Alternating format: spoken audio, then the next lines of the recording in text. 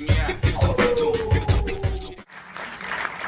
Brian and Fred, I'd love to know, have you guys talked a little bit about working with Justin on these films and how that process, how that relationship continued on throughout the series, the sequels that you guys worked on?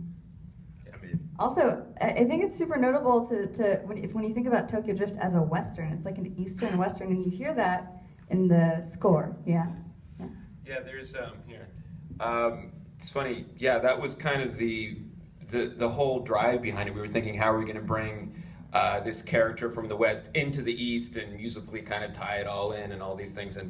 And yeah, Fred and Justin and I were working on Annapolis at the time when this idea was kind of hatched. You know, how are we going to bring it all together? And that's why it's almost like this mix of, you know, old style kind of looking at some older Japanese like mafia films and things like that with the score. You hear the orchestral thing, then you have this kind of rock and roll American thing, and then a lot of modern kind of elements from Japan at the time that were contemporary to 2006. Well, 2013 actually. Isn't that when it really takes place? It's postmodern. Yes. Postmodern. Tokyo Drift is postmodern. Sorry about the dates. There has been news coverage. Flip phones are still more popular Yes, that's right. than they are in Nokia. America. This is documented fact. Yes, I know. And You could cars. stream video back in 2006 through your cell phone. Sure, exactly. And Marvel was Well, super popular Yeah, as well. no, you got the Hulk and all that. Yeah, so we kind of, that's why you have those, like that, you know, that scene where they drop the Nissan motor and then you got the Mustang, and that piece was called Mustang Nismo, and we brought in Slash to play the guitar. We did this kind of combination thing. I played guitar, he played guitar. We did this whole thing, and so it was kind of, how can we bring this West into the East meets West, and it all kind of works together. And it was a tricky balance, but we just went for it. And the idea of the Western kind of went back to like a lot of the great.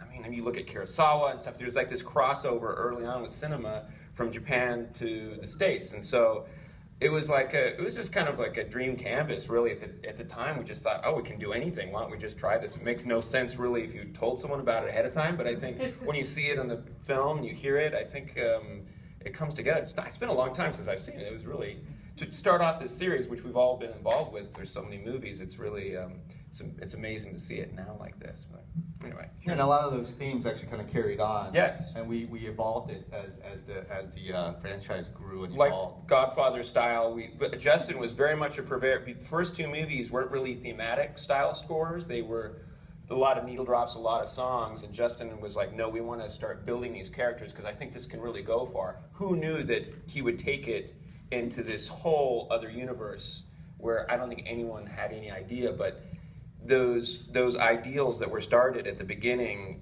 held all the way through, and now these themes for Dom and for Han's theme carried all the way through all the films and all this, and it was really amazing for me to see that happen as a composer when I didn't even really know what I was walking into, you know, at the time.